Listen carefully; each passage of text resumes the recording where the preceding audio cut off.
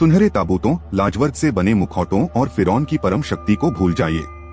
वे पृथ्वी पर देवताओं की, अछूतों की कहानियां हैं। आपकी कहानी बहुत अलग है। कल्पना कीजिए कि आपकी आंखें सोने की चमक से नहीं, बल्कि एक ऐसे सूरज की नारंगी रोशनी से खुलती हैं जो धरती को फाड़ देती है और त्वचा को दंडित करती है। आप किसी मकबरे में नहीं, बल्कि महान नदी देवता नील के तट पर मिट्टी की झोपड़ी में हैं। जिस हवा में आप सांस लेते हैं वह गीली गाद, पकती रोटी और हजारों लोगों और जानवरों की गंध का मिश्रण है जो लगभग एक दूसरे के ऊपर रहते हैं। आपका नाम किसी मंदिर की दीवारों पर चित्रलिपि में नहीं लिखा जाएगा। यह सबसे अच्छे रूप में एक प्रार्थना में फुसफुसाया जाएगा या कर वसूली के पैपायरस पर लिखा जाएगा। आप उन लाखों आम मिस्रियों में से एक हैं जिन्होंने इतिहास के सबसे स्थायी साम्राज्य की रीढ़ की हड्डी का गठन किया। आपका जीवन महिमा के बारे में नहीं, बल्कि आज्ञाकारिता के बारे में है। नदी की लय के प्रति आज्ञाकारिता जो आपको फसल देती है, लेकिन एक हिंसक बाढ़ के साथ सब कुछ छीन भी सकती है। पुजारियों के प्रति आज्ञाकारिता जो देवताओं की इच्छा की व्याख्या करते हैं और आपके दिनों को मापते हैं। और सबसे बढ़कर होरस के अवतार फिरौन के प्रति आज्ञाकारिता जिसके लिए आपका पसीना और आपका श्रम सबसे न्यायसंगत प्रसाद है। इस वीडियो में हम खजाने का पता नहीं लगाएंगे, हम पत्थरों का वजन महसूस करेंगे।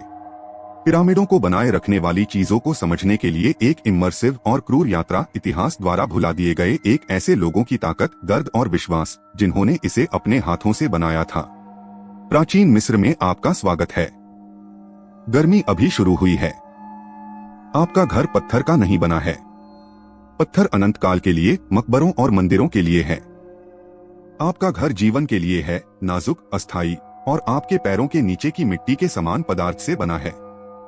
दीवारें कच्ची मिट्टी की ईंटों की हैं, जो नील नदी की गाद, रेत और भूसे का मिश्रण है, जिसे उसी सूरज के नीचे सुखाया गया है जो अब दरवाजे के रूप में काम करने वाले एकमात्र उद्घाटन पर आक्रमण करता है। कोई खिड़कियां नहीं है। दीवार पर ऊंची छोटी छोटी दरारें रसोई के धुएं को बाहर निकलने और थोड़ी रोशनी आने देती हैं, लेकिन वे धूल और कीड़ों को भी आमंत्रित करती हैं। छत ताड़ के पत्तों और पैपायरस की बुनाई है। यह छाया प्रदान करती है, लेकिन दुर्लभ, फिर भी हिंसक, रेतीले तूफानों या भारी बारिश से बहुत कम सुरक्षा प्रदान करती है। फर्श पक्की धरती है जो आपके परिवार के लगातार आने जाने से संकुचित हो गई है। फर्नीचर लगभग न के बराबर है। एक या दो लकड़ी के स्टूल, अनाज और कपड़े रखने के लिए कुछ बक्से और फर्श पर बिखरी हुई सरकंडे की चटाइयां जो रात में बिस्तर और दिन में सीटों का काम करती हैं। एक कोने में सिरेमिक के बर्तन पानी, बियर और आपके पास मौजूद कुछ खाद्य पदार्थों को रखते हैं। कोई बाथरूम नहीं है, कोई बहता पानी नहीं है। आपकी जरूरतें बाहर एक छेद में या एक चैम्बर पॉट में पूरी होती हैं, जिसकी सामग्री सीधे नदी या आसपास की नहरों में फेंक दी जाती है। यह आपका आश्रय है, एक गर्म, तंग और कार्यात्मक स्थान। गोपनीयता की अवधारणा फिरौन के सिंहासन जितनी दूर एक विलासिता है। आप एक कॉम्पैक्ट गांव में रहते हैं, जहां घर एक दूसरे से सटे हुए हैं, जो संकरी गलियों की भूल भुलिया बनाते हैं। हर ध्वनि, हर तर्क, हर बच्चे का रोना पतली मिट्टी की दीवारों के माध्यम से गूंजता है। आपके पड़ोसियों को पता है कि आप कब खाते हैं, कब बहस करते हैं और कब प्रार्थना करते हैं। जीवन पूरी तरह से सामूहिक है। घर के अंदर जगह सभी के द्वारा साझा की जाती है। आप अपने माता पिता, भाई बहनों और कभी कभी दादा दादी के साथ कंधे से कंधा मिलाकर सोते हैं। बच्चे जीवन और मृत्यु, काम और सेक्स के बारे में सबक के माध्यम से नहीं, बल्कि प्रत्यक्ष अवलोकन से सीखते हैं। मानवीय गर्मी सिर्फ एक रूपक नहीं है। ठंडे महीनों में यह रात में सभी को गर्म रखने में मदद करती है। बड़े घर के भीतर सर्वोच्च अधिकारी होते हैं। उनके शब्द कानून हैं। बाढ़, फसलों और देवताओं के बारे में उनका ज्ञान परिवार की सबसे मूल्यवान संपत्ति है। यह शोरगुल वाला, दीवार रहित समुदाय आपकी सबसे बड़ी कमजोरी है, लेकिन आपका एकमात्र सुरक्षा जाल भी है। यदि बीमारी आती है या फसल विफल हो जाती है, तो आपके पड़ोसियों के हाथ ही आपको फिर से बनाने में मदद करेंगे, क्योंकि यहाँ नील नदी के तट पर कोई भी अकेला जीवित नहीं रहता है। मिट्टी और धरती के घर में रहने के बावजूद आपका शरीर ध्यान का केंद्र है। आपके लिए स्वच्छता एक विलासिता नहीं, बल्कि एक अनुष्ठानिक और व्यावहारिक आवश्यकता है। गर्मी अथक है और रेगिस्तान की धूल हर चीज से चिपक जाती है। इसलिए जागने पर आप जो पहली चीज करते हैं और सोने से पहले आखिरी वह है नील नदी से लाए गए पानी से धोना। जैसा कि हम जानते हैं, कोई साबुन नहीं है। आप नाट्रॉन, एक क्षारीय नमक का उपयोग करते हैं जो त्वचा को साफ करता है, या आप अशुद्धियों को दूर करने के लिए मिट्टी के एक ब्लॉक से अपने शरीर को रगड़ते हैं। आपके बाल जू से बचने और गर्मी को कम करने के लिए लगभग हमेशा मुंडाए जाते हैं या बहुत छोटे रखे जाते हैं। मानव बाल या वनस्पति फाइबर के विग उन लोगों के बीच आम हैं जो उन्हें वहन कर सकते हैं, जो त्योहारों और विशेष अवसरों पर पहने जाते हैं। आपकी आंखें दुनिया के लिए आपकी खिड़की हैं, लेकिन सर्वव्यापी मक्खियों द्वारा लाई गई बीमारियों का प्रवेश द्वार भी हैं। यही कारण है कि आप अपनी आंखों को कोहल नामक एक मोटे काले पेस्ट से रेखांकित करते हैं। शीशे का कच्ची धात को वसा के साथ मिलाकर बनाया गया, यह सिर्फ घमंड के लिए नहीं है। माना जाता है कि कोहल मक्खियों को पीछे हटाता है, आंखों को सूरज की चकाचौंध से बचाता है और बुरी नजर से बचाने के लिए जादुई गुण रखता है। पुरुष, महिलाएं और यहाँ तक कि बच्चे भी इसका इस्तेमाल करते हैं। शरीर एक पोत है जिसे अराजकता की ताकतों से बचाया जाना चाहिए, और एक स्वच्छ, अच्छी तरह से देखभाल वाला रूप व्यक्तिगत व्यवस्था का संकेत है जो आपके अपने अस्तित्व में मात का प्रतिबिंब है। सौंदर्य देवताओं और खुद का सम्मान करने का एक तरीका है, एक ऐसी दुनिया में नियंत्रण का एक छोटा सा कार्य जहां लगभग कुछ भी आपके नियंत्रण में नहीं है। काम करने की आपकी ताकत नदी के दो उपहारों से आती है, रोटी और बियर। रोटी नरम और सफेद नहीं है। यह एक गहरी, घनी और मोटी रोटी है जो एम्मर गेहूं या जौ से बनी है। आटा पत्थर की चक्की पर पीसा जाता है, जिसका अर्थ है कि रेत के छोटे दाने और चट्टान के चिप्स आकस्मिक और अपरिहार्य सामग्री हैं जो जीवन भर आपके दांतों को खराब करते हैं। बियर भी आज की तरह नहीं है। यह एक गाढ़ा पेय है, लगभग एक सूप, पोषक तत्वों और कैलोरी से भरपूर, जो आपके आहार का आधार बनता है और अक्सर आपके भुगतान का हिस्सा होता है। यह नदी के पानी से अधिक सुरक्षित है क्योंकि किण्वन प्रक्रिया कई खतरनाक जीवाणुओं को मार देती है। इसके अतिरिक्त आपके आहार में वह शामिल है जो नील और उपजाऊ भूमि प्रदान करती है, सूखी या नमकीन मछली, दाल, चना और लहसुन और प्याज की प्रचुरता जो कच्चे और पके हुए खाए जाते हैं। मांस एक पूर्ण दुर्लभता है जो धार्मिक त्योहारों या रईसों की मेजों के लिए आरक्षित एक विलासिता है। चिकन, सुअर का मांस या मटन का एक टुकड़ा एक दावत है जिसे आप साल में केवल कुछ ही बार चख सकते हैं। आप वह खाते हैं जो उपलब्ध है, जो मौसम अनुमति देता है। लेकिन संदूषण का खतरा लगातार बना रहता है। पानी में परजीवी और तीव्र गर्मी के तहत खराब संरक्षित भोजन दस्त और पेट दर्द को आपके अस्तित्व का एक सामान्य और खतरनाक हिस्सा बनाते हैं। आपका शरीर एक मशीन है जिसे ईंधन की आवश्यकता है, लेकिन हर भोजन एक जुआ है। सूरज उगता है और आप पहले से ही अपने पैरों पर हैं। कोई विकल्प नहीं है। आपका समय आपका नहीं है। यह नदी देवताओं और सबसे बढ़कर फिरौन का है। यदि आप एक किसान हैं, तो आपका जीवन नील नदी द्वारा निर्धारित 3 मौसमों का एक चक्र है। रोपण और कटाई के मौसम के दौरान आप सूर्योदय से सूर्यास्त तक उस भूमि पर काम करते हैं जो आपकी नहीं है। आप जो कुछ भी पैदा करते हैं, अनाज, लिनन, सब्जियां का अधिकांश हिस्सा मंदिर या राज्य के प्रशासकों को कर के रूप में सौंप दिया जाता है। आप उस छोटे से हिस्से पर रहते हैं जो बचा है, हमेशा यह गणना करते हुए कि यह अगली फसल तक आपके परिवार को खिलाने के लिए पर्याप्त होगा या नहीं। लेकिन यह बाढ़ के मौसम अखेत के दौरान है कि आपकी सच्ची दास्तां शुरू होती है। जब नील नदी खेतों में बाढ़ लाती है और कृषि रुक जाती है, तो राज्य आपके लिए आता है। यह कोरवी का समय है, एक कर जो अनाज से नहीं बल्कि आपके पसीने, आपकी मांसपेशियों और कभी कभी आपके जीवन से चुकाया जाता है। आपको स्मारकीय परियोजनाओं पर हजारों अन्य पुरुषों में शामिल होने के लिए घर से दूर ले जाया जाता है। शायद आप एक चिलचिलाती धूप के नीचे खदानों में जाएंगे, आदिम औजारों से पत्थर के ब्लॉक काटने के लिए, या शायद आपको सिंचाई नहरें खोदने, विशाल मूर्तियों को खींचने, या सबसे थकाऊ एक रईस या खुद फिरौन के अनंत निवास का निर्माण करने के लिए भेजा जाएगा। यह क्रूर और खतरनाक काम है। आप पत्थर तोड़ते हैं, भारी भार उठाते हैं और दुर्घटनाएं होते देखते हैं। कोई वेतन नहीं है, केवल आपको अपने पैरों पर रखने के लिए रोटी और बियर का दैनिक राशन है। यह आपका दिव्य कर्तव्य है, पृथ्वी पर देवताओं की महिमा का निर्माण करना। यदि आप एक कारीगर के परिवार में पैदा होने के लिए भाग्यशाली थे, तो आपका जीवन अलग है, लेकिन स्वतंत्र नहीं है। एक राजमिस्त्री, बढ़ी या चित्रकार के रूप में आपके पास एक मूल्यवान कौशल है।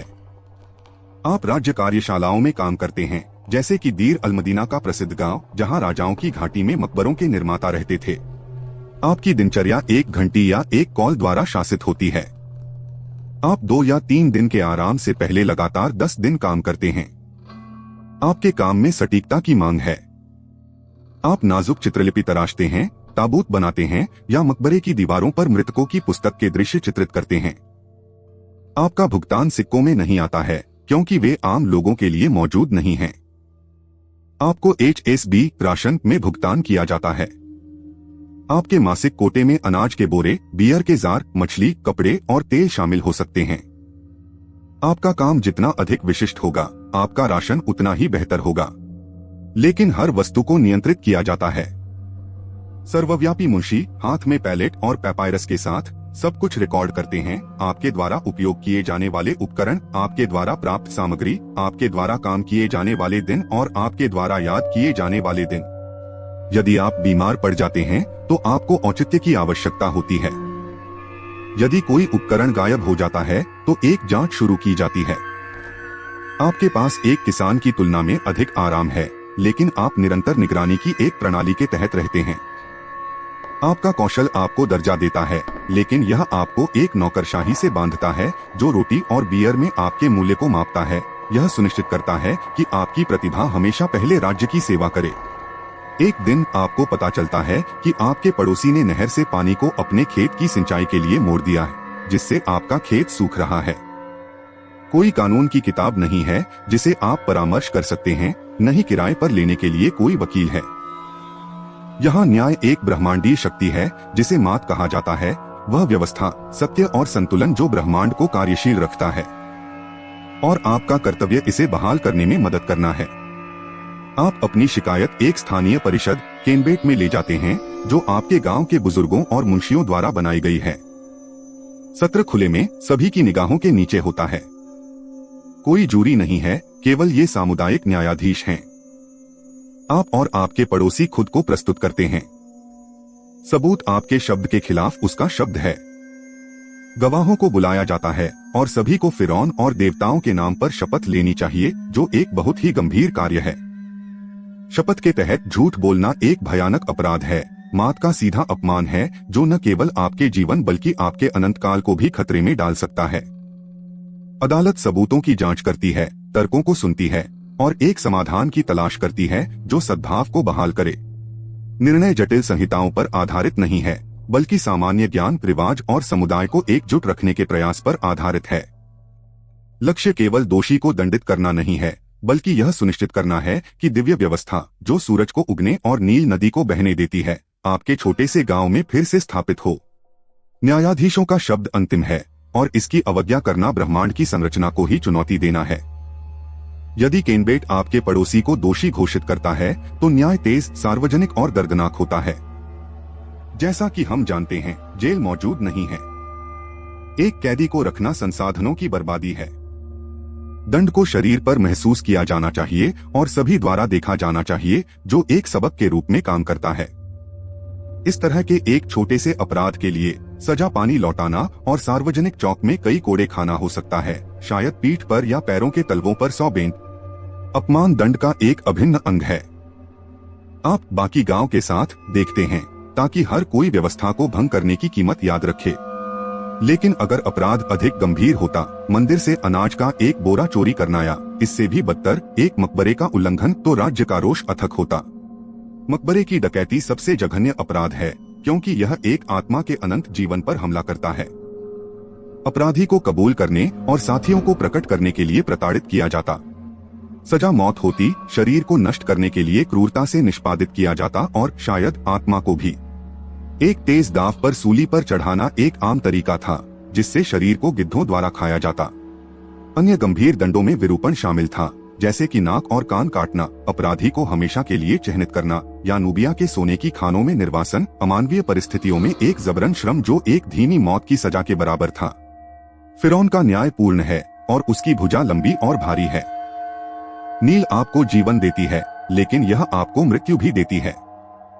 आप इसके उथले कीचड़ भरे पानी में नंगे पैर काम करते हैं, इस बात से अनजान कि वे अदृश्य परजीवियों से भरे हुए हैं।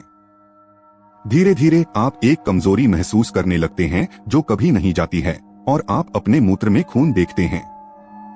यह एएए रोग है, शिस्टोसोमियासिस, एक अभिशाप जो मिस्रियों की पीढ़ियों की ताकत को खत्म कर देता है। आपके बच्चे जो नदी के किनारे खेलते हैं, लगातार दस्त और बुखार से पीड़ित होते हैं जो उन्हें कुछ ही दिनों में ले जाते हैं। शिशु मृत्यु दर हर घर में एक छाया है। कई बच्चे होना ही इस बात की एकमात्र गारंटी है कि कुछ जीवित रहेंगे। मक्खियां, कचरे और नमी से आकर्षित होकर एक अथक प्लेग हैं। वे आपकी और आपके बच्चों की आंखों के कोनों पर उतरती हैं, दर्दनाक संक्रमण फैलाती हैं जो निर्वहन, सूजन और समय के साथ अंधापन, ट्रेकोमा का कारण बनती हैं। आपके गांव के कई बुजुर्गों की आंखें सफेद होती हैं, जो इस पीड़ा से जूझते हुए पूरे जीवन का एक वसीयतनामा है। इसके अलावा दृश्यमान खतरे हैं, रेगिस्तान में बिच्छू के डंक, सरकंडों में छिपे सांप के काटने या तट पर दुबके एक मगरमच्छ का हमला। जीवन एक ऐसे वातावरण के खिलाफ एक दैनिक संघर्ष है जो आपका जीविका और आपका सबसे बड़ा खतरा दोनों है। जब बीमारी आती है तो आप शरीर और आत्मा के बीच भेद नहीं करते हैं। आपके लिए एक बुखार एक दानव के कारण हो सकता है, और एक घाव जो ठीक नहीं होगा एक अभिशाप का परिणाम हो सकता है। आपकी पहली रक्षा पंक्ति जादू है। आप हड्डी या सिरेमिक से बने सुरक्षात्मक ताबीज पहनते हैं, जीवन के लिए एक आंख, नवीनीकरण के लिए एक स्कारब या सुरक्षा, और उपचार के लिए होरस की शक्तिशाली आंख उर्जट। आप उन्हें अपने बच्चों की गर्दन के चारों ओर बांधते हैं और उन्हें अपने घर में लटकाते हैं। यदि बीमारी बिगड़ जाती है तो आप मदद लेते हैं। शायद आप एक SWNW, एक आम डॉक्टर के पास जाते हैं जिसने अवलोकन और अभ्यास के माध्यम से अपना शिल्प सीखा। वह आपके घाव की जांच कर सकता है, उसे साफ कर सकता है, और शहद एक आश्चर्यजनक रूप से प्रभावी प्राकृतिक एंटीसेप्टिक और लिनन की पट्टियों का एक ड्रेसिंग लगा सकता है। लेकिन उपचार कभी भी केवल शारीरिक नहीं होता है।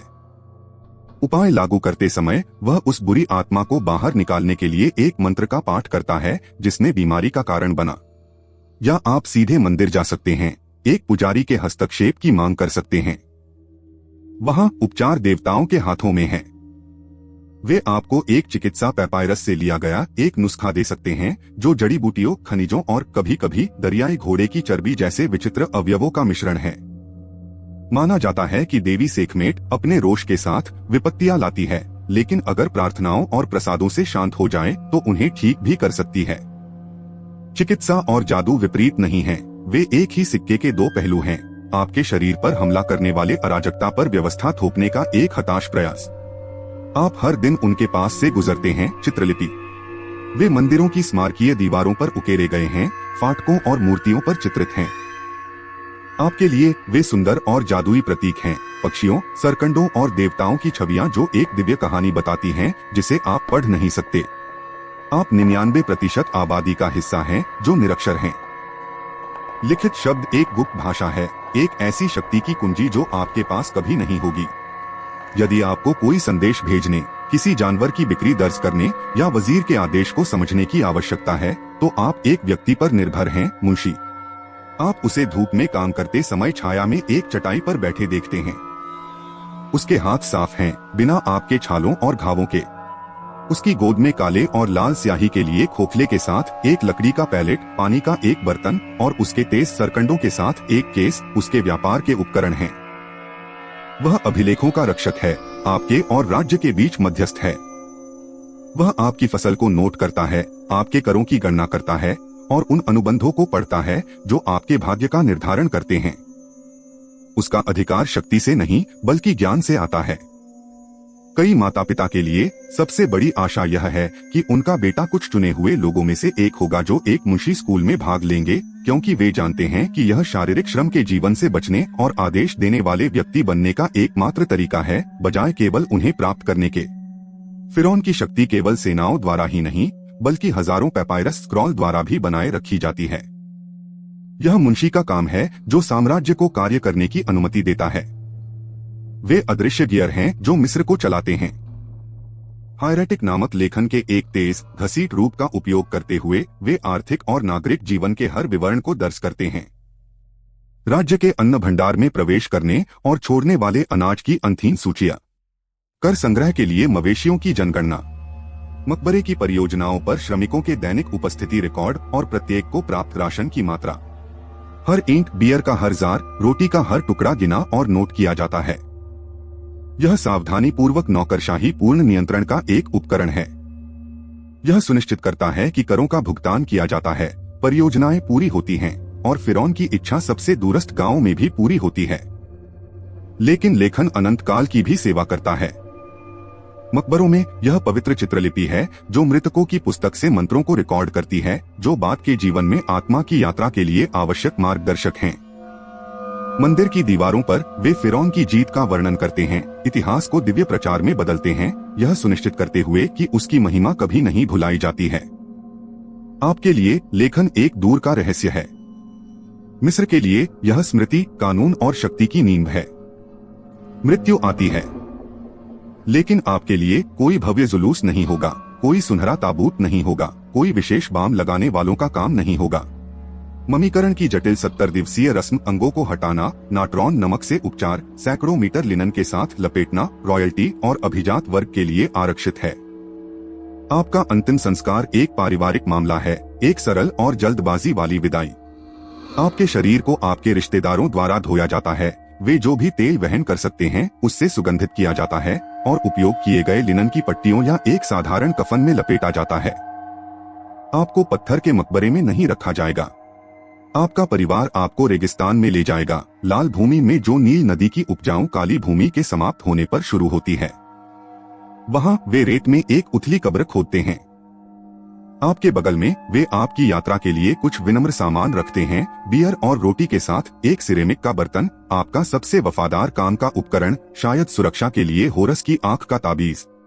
फिर वे आपको गर्म सूखी रेत से ढक देते हैं और यहाँ रेगिस्तान आपका बाम लगाने वाला बन जाता है।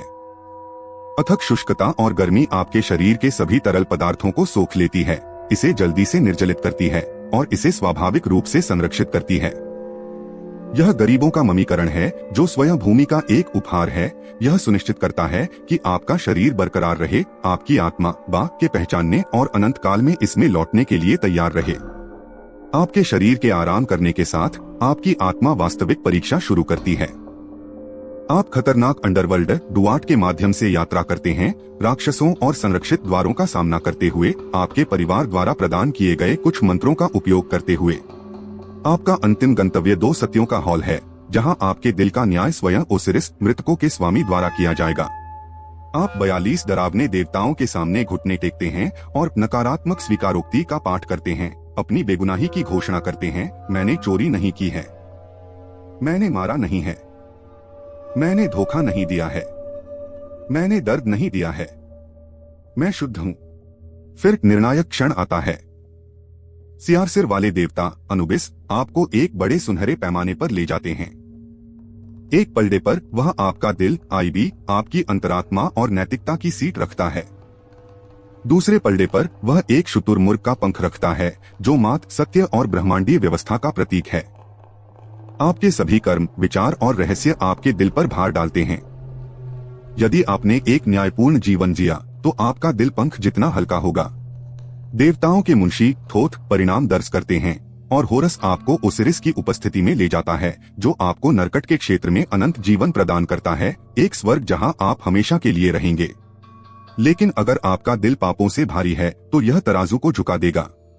सजापूर्ण आतंक है, आपके दिल को अम्मिट भक्षक के पास फेंक दिया जाता है, जो एक मगरमच्छ के सिर, एक शेर के शरीर और एक दरियाई घोड़े के पिछले हिस्से के साथ एक राक्षसी जानवर है। वह आपके दिल को खा जाती है और आप हमेशा के लिए अस्तित्वहीन हो जाते हैं। यह दूसरी मृत्यु है, कुल विनाश। इस अंत का डर ही आपके जीवन के हर नैतिक कार्य का मार्गदर्शन करता है। महान मंदिरों का धर्म अपने उच्च श्रेणी के पुजारियों और जटिल अनुष्ठानों के साथ आपकी वास्तविकता से दूर है। आपका विश्वास यहाँ आपके घर के मिट्टी के फर्श पर जिया जाता है। मिट्टी की दीवार में एक छोटे से आला में आप अपनी घरेलू वेदी रखते हैं। उस पर कोई सुनहरी मूर्तियां नहीं हैं, बल्कि मिट्टी या लकड़ी की छोटी देहाती आकृतियां हैं। उनमें से एक बेस की छवि है, बौना देवता, दिखने में विचित्र लेकिन घर का एक भयंकर रक्षक जो अपने मुंह से सांप, बिच्छू और बुरी आत्माओं को दूर भगाता है। उसके बगल में शायद टॉरेट की एक मूर्ति है, जो एक गर्भवती दरियाई घोड़े के शरीर, एक शेर के सिर और एक मगरमच्छ के पंजे वाली देवी है, जो गर्भवती महिलाओं और नवजात शिशुओं की संरक्षक है। हर दिन आप अपनी भेंट चढ़ाते हैं। बैल या खजाने नहीं, बल्कि आपके द्वारा पकाई गई रोटी का एक टुकड़ा, आपकी बियर का एक छोटा सा हिस्सा, या बस सुबह में एक फुसफुसाई प्रार्थना। आपकी प्रार्थनाएं व्यावहारिक और सीधी हैं। आप साम्राज्य की महिमा के लिए नहीं, बल्कि अपने बच्चे के बुखार से ठीक होने के लिए, अपनी गर्भावस्था के सुरक्षित रहने के लिए, फसल को टिड्डियों द्वारा न खाए जाने के लिए पूजते हैं। देवता अमूर्त संस्थाएं नहीं हैं, वे सक्रिय शक्तियां हैं जो आपके दैनिक जीवन में भाग लेती हैं। वे आपके अदृश्य पड़ोसी, आपके संरक्षक और कभी कभी आपके न्यायाधीश हैं। आपके लिए धर्म एक निरंतर बातचीत है, अपनी छोटी सी दुनिया में सुरक्षा और व्यवस्था बनाए रखने के लिए एक दैनिक बातचीत। व्यवस्था लाने वाले प्रत्येक देवता के लिए 100 दानव हैं जो अराजकता के लिए तरसते हैं। आप एक ऐसी दुनिया में रहते हैं जहां मात व्यवस्था, इस्फेट अराजकता, झूठ अव्यवस्था के खिलाफ एक शाश्वत लड़ाई में है। उपजाऊ खेतों से परे फैला लाल रेगिस्तान सिर्फ रेत और पत्थर नहीं है, यह शत्रुतापूर्ण ताकतों का घर है। रात का अंधेरा सिर्फ प्रकाश की अनुपस्थिति नहीं है, यह एक ऐसा समय है जब बेचैन मृतकों की आत्माएं, म्यूट और दानव भटक सकते हैं, बीमारी और बुरे सपने ला सकते हैं। रात के बीच में एक अजीब शोर, एक अचानक बीमारी, एक रेतीला तूफान जो आपकी फसलों को नष्ट कर देता है, इनमें से कोई भी एक साधारण दुर्घटना नहीं है। यह इस्फेट का एक हमला है। आपका सबसे बड़ा डर यह है कि अराजकता जीत जाएगी, इसलिए आपका जीवन सुरक्षात्मक अनुष्ठानों से घिरा हुआ है। आप घर से निकलते समय मंत्रों का पाठ करते हैं, अपनी नींद की रक्षा के लिए मंत्र। ताबीज गहने नहीं हैं, वे कवच हैं। आप पुनर्जन्म सुनिश्चित करने के लिए एक स्कारब ले जाते हैं और आपका बच्चा बीमारी और बुरी नजर से बचाने के लिए अपनी गर्दन के चारों ओर होरस की एक आंख पहनता है। आप अंधेरी जगहों और संक्रमणकालीन दिनों से डरते हैं, जैसे साल के अंत में जब दुनिया अंधेरे की ताकतों के प्रति अधिक संवेदनशील हो जाती है। मिस्र में रहना केवल परोपकारी देवताओं की पूजा करने के बारे में नहीं है, यह छाया में छिपे राक्षसों के खिलाफ एक निरंतर सतर्कता है। यह सुनिश्चित करने के लिए एक दैनिक संघर्ष है कि सूरज फिर से उगेगा और व्यवस्था एक और दिन के लिए प्रबल होगी। यदि आप मिस्र में एक महिला के रूप में पैदा हुई थीं, तो आपका भाग्य प्राचीन दुनिया के अन्य हिस्सों में आपकी बहनों से उल्लेखनीय रूप से अलग है।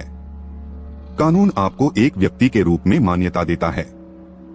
आप अपने पिता या अपने पति की संपत्ति नहीं हैं। आप अपने नाम पर भूमि और संपत्ति विरासत में ले सकती हैं, उसकी मालिक हो सकती हैं और उसे बेच सकती हैं। यदि आपके पिता की मृत्यु हो जाती है और कोई पुरुष उत्तराधिकारी नहीं छोड़ता है, तो संपत्ति आपके पास जा सकती है। आप अदालत जा सकती हैं और एक गवाह के रूप में सेवा कर सकती हैं। आप अनुबंध कर सकती हैं, एक व्यवसाय चला सकती हैं, शायद एक छोटी बुनाई कार्यशाला, एक बेकरी या बियर उत्पादन और लाभ अपने लिए रख सकती हैं।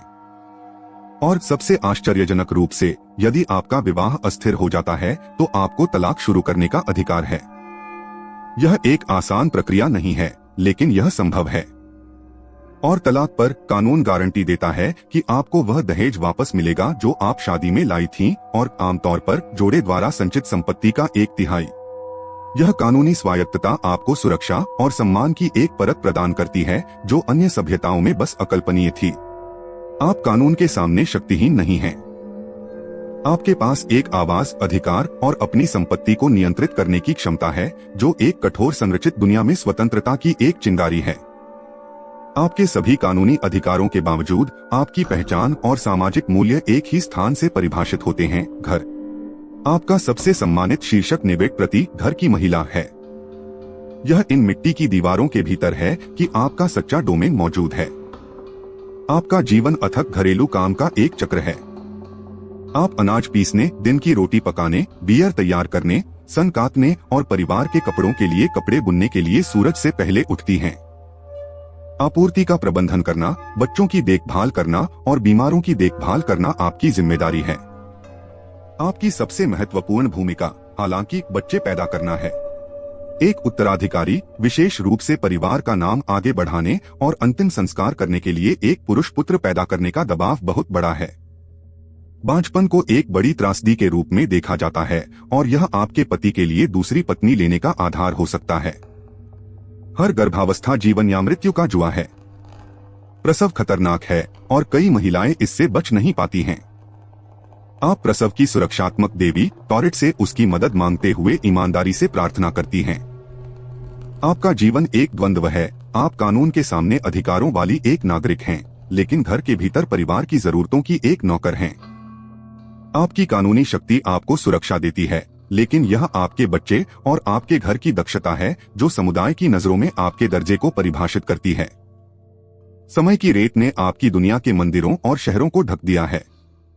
फिरौन का साम्राज्य ढह गया और जिन देवताओं की आप पूजा करते थे वे भुला दिए गए, पौराणिक कथा बन गए। लेकिन क्या वास्तव में सब कुछ गायब हो गया? ध्यान से देखिए। पिरामिडों को खड़ा करने के लिए वास्तुकारों द्वारा उपयोग की गई गणनाओं ने हमारी ज्यामिति के बीज बोए। मानव शरीर के बारे में आपके डॉक्टरों का ज्ञान, जो मृतकों को अनंत काल के लिए तैयार करते समय प्राप्त हुआ था, चिकित्सा के पहले कदमों में से एक था। जिस तरह से राज्य ने हर अनाज और हर कार्यकर्ता को नियंत्रित किया, वह नौकरशाही और संगठन का एक आदिम मॉडल था जिसे अन्य सभ्यताएं सदियों बाद पूरा करेंगी। लेकिन सबसे गहरी विरासत अदृश्य है। एक अंतिम निर्णय का विचार, जहां जीवन भर के कार्यों को एक पैमाने पर तौला जाता है, भविष्य के धर्मों और दर्शनों में गूंजेगा। एक अनंत जीवन की मानवीय खोज पृथ्वी पर पीड़ा की भरपाई के लिए एक स्वर्ग आपके साथ शुरू नहीं हुई, बल्कि आपके लोगों में इसकी सबसे शक्तिशाली और स्थायी अभिव्यक्तियों में से एक मिली। दीवारें गिर गई हैं और देवताओं के नाम अजीब हो गए हैं, लेकिन जीवन, मृत्यु और न्याय के बारे में आपके द्वारा पूछे गए प्रश्न हमारे बने हुए हैं। आपकी दुनिया मरी नहीं है, यह बस हमारे नीचे सोती है और इसके भूत अभी भी हमारी सभ्यता की नींद में फुसफुसाते हैं। इतिहास महान लोगों के नाम याद रखता है, खुफू, रामेसिस, क्लियोपेट्रा। उनके चेहरे मूर्तियों पर हैं और उनके कर्म पत्थर में उकेरे गए हैं। लेकिन आपके नाम का क्या? और आप जैसे लाखों लोगों के नामों का क्या? हल चलाने वाला किसान, अनाज पीसने वाली महिला, चिलचिलाती धूप में पत्थर खींचने वाला मजदूर, मकबरे की दीवार पर एक आंख चित्रित करने वाला कारीगर। इतिहास ने आपके नाम नहीं रखे। आपके मकबरे रेत में गुमनाम कब्रें हैं। आपकी एकमात्र विरासत स्वयं मिस्र थी। यह आपके हाथ हैं, फिरौन के नहीं, जिन्होंने मंदिरों के पत्थरों को पॉलिश किया। यह आपका पसीना है जो नील नदी की गाद के साथ मिला हुआ है, जिसने 3 सहस्राब्दियों तक साम्राज्य को खिलाया। यह आपका मूक विश्वास और आपकी आज्ञाकारिता है जिसने ब्रह्मांडीय व्यवस्था मात को संतुलन में बनाए रखा। मिस्र का असली आश्चर्य मकबरों में सोना नहीं है, बल्कि एक ऐसे लोगों का लचीलापन है जो एक स्मारकीय पैमाने पर रहते थे, प्यार करते थे, पीड़ित थे और काम करते थे, यह मानते हुए कि उनका प्रयास दूसरों के लिए अनंत काल की गारंटी देता है। जब हम पिरामिडों को देखते हैं तो हमें केवल एक राजा की महिमा नहीं देखनी चाहिए, हमें 1 लाख भूले हुए जीवन की मूक गवाही देखनी चाहिए। आपके जैसे जीवन, ऐसे जीवन जिन्होंने मिलकर अमरता का निर्माण किया। यदि समय की रेत के माध्यम से इस यात्रा ने आपको छुआ है, यदि आप इन भूली हुई आवाजों की गूंज सुन सकते हैं, तो इस कहानी को यहीं मरने न दें। अतीत के रहस्यों को उजागर करना जारी रखने के लिए चैनल को सब्सक्राइब करें जिन्हें अतीत भूलने से इनकार करता है। इतिहास की छाया में हमारी अगली चढ़ाई पर सबसे पहले जाने के लिए घंटी को सक्रिय करें। अगर आपको लगता है कि आम लोगों की कहानियां ही सबसे ज्यादा मायने रखती हैं, तो एक लाइक छोड़ दें और नीचे टिप्पणी करें, प्राचीन मिस्र में जीवन के किस पहलू ने आपको सबसे ज्यादा चौंकाया या आश्चर्यचकित किया। इस वीडियो को उस व्यक्ति के साथ साझा करें जो आपकी तरह खंडहरों को देखना और वहां मौजूद जीवन की कल्पना करना पसंद करता है। फिरौन का साम्राज्य धूल में मिल गया होगा,